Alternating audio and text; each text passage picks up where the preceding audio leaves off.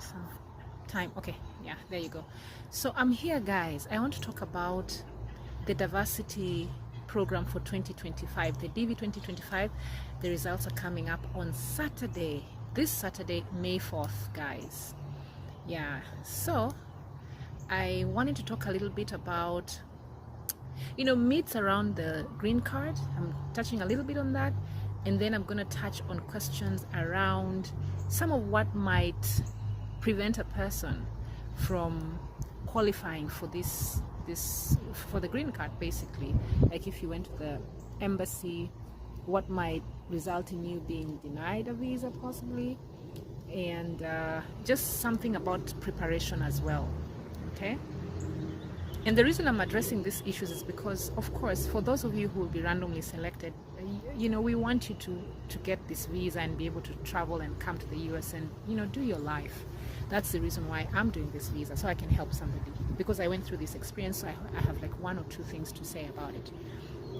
Okay, so guys, there's this myth. Now I'm speaking generally to everybody, whether you applied or not, but have clicked on this video.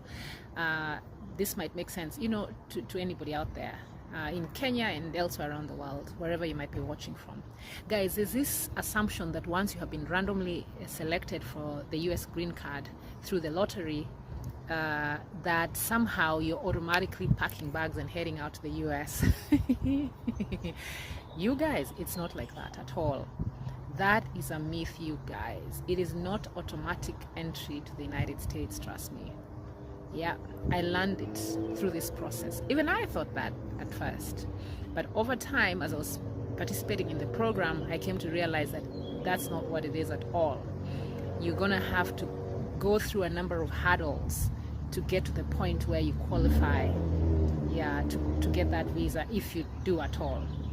Yeah, so one of the things that I need to talk about with respect to what might be a hurdle and that you need to address if you get randomly selected is your supporting documents, and I don't want to go too much into detail because I've actually done a short, guys. If you scroll through my channel, you see some shorts that I've done on DV lottery. I've done a short about the DV supporting documents that one requires. But guys, when going to the US Embassy, make sure that you have your documents together, okay? For those of you who will be randomly selected, you're going to have plenty of time. Please use your time well to collect the required supporting documents. This is very important.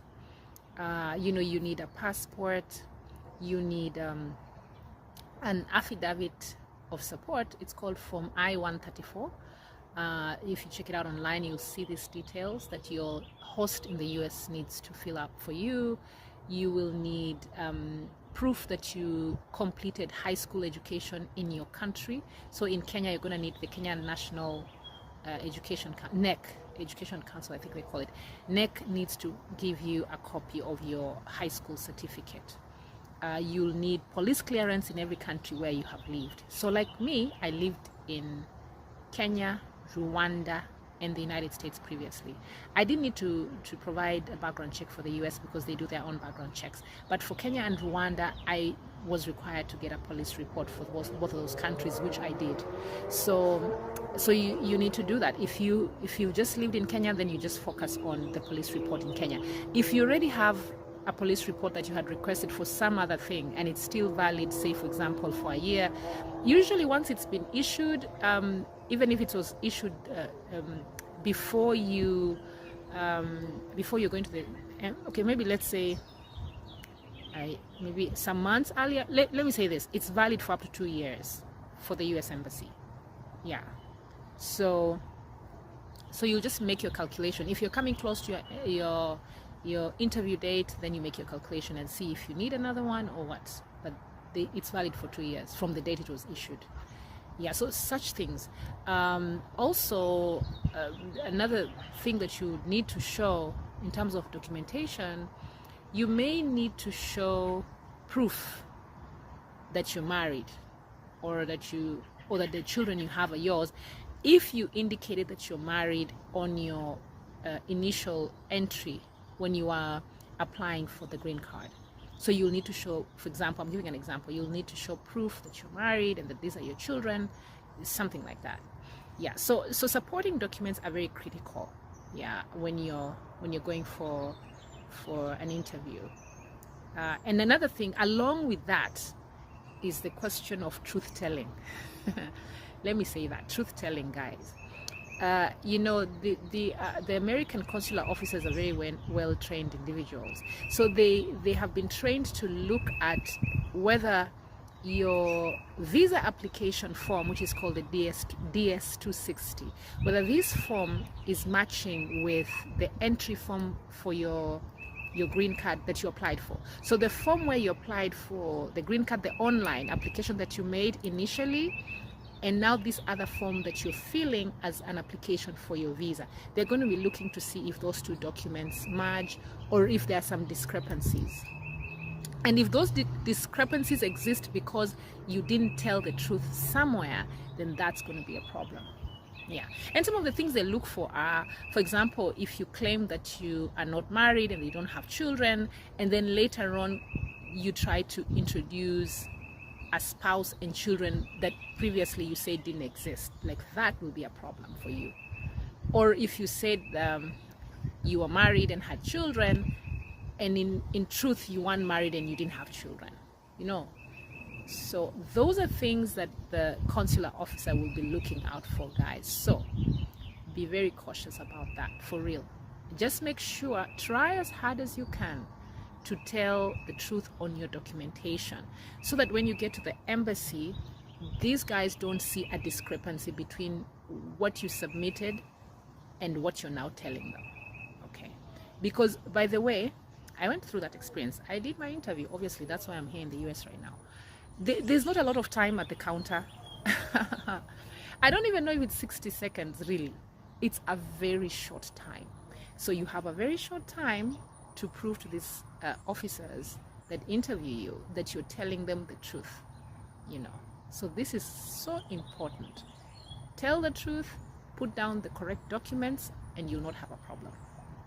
Another thing that could lead to you maybe not being able to continue pursuing your program, your DV program, is if the principal applicant, which is the person who applied for this green card, if, say for example, your spouse applied, you did not apply, so you're qualifying based on this principal applicant. If something happens to them and maybe they died, God forbid, they lost their lives, for example, that's the end of the story, because you cannot make a claim of the green card based off of your partner's application if they're deceased. Unfortunately, that's the law. That's the law of the land, you know. Yeah, so sometimes it's good if you're a spouse, maybe to both of you apply, yeah, and then if you win, it's good for all of you guys. Well, let's hope nothing like that happens, but I'm just telling you what the law is so you guys have an idea. Another thing is that you need to be able to prove that you applied for the green card and actually won. You know, the burden of proof is on you. So typically when you win the green card, like on Saturday, May 4th, 2024, which is in a few days time, the State Department is going to be communicating to those who have been randomly selected to participate in the green card program. Essentially, you need to be able to prove. They don't send emails. They usually just they require you to go on their website to check.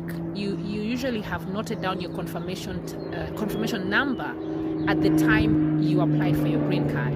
So you will be using, sorry, there's a plane flying past. So you will be using your confirmation number to check if you have won. Okay, that's how you will know. They don't send emails. So once you enter in, you enter your confirmation number and you're able to have access into the portal. If you have won, you're going to see a welcome letter there that has been addressed to you. Now you will be needing this confirmation letter when you go to the embassy for your interview. You will be needing a copy of it just to show them. Yeah. So those are some of the things that you will need as proof. And if you don't have these things, now it becomes a problem, guys. So it's very serious. You have to pay attention. Saturday is going to be a big day, I know, for a lot of people back home in Kenya and elsewhere in Africa. Guys, I'm wishing you the very best of luck. I really hope that you guys win. I'm honestly sending positive energy for anybody there who just feels like, I need this, I need to get out of here. I pray for you that things work out and that you get it. But I'm also saying that once you receive, confirmation that you have been randomly selected, also remember that it is not automatic that you're going to the US.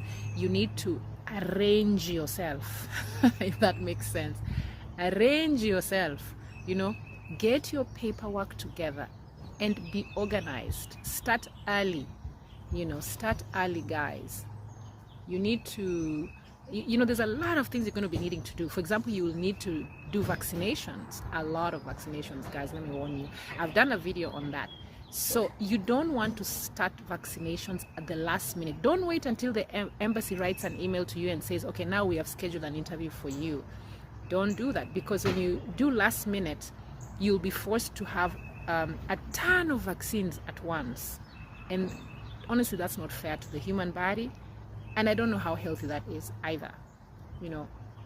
I found myself in these circumstances and it wasn't good. So that's why I'm sending out this warning. Yeah. Just organize yourself. Start doing this 1, 2, 3 things over time. Yeah. And as you're doing this, do this chini ya maji. Okay? Don't tell people your business. Just do things pole pole, quietly. The right time will come when you can tell your friends and family. Yeah, but when you have had news that you got randomly selected, please don't tell. Keep it under wraps like this and pray. Yeah. So that's what I came here to say, guys. Wishing you all the very best. I hope it works out for you. I'll be back with another video very soon. Kindly, if you haven't already subscribed to my channel, please consider subscribing. I would love to have you here. Thank you very much. Cheers. Bye-bye.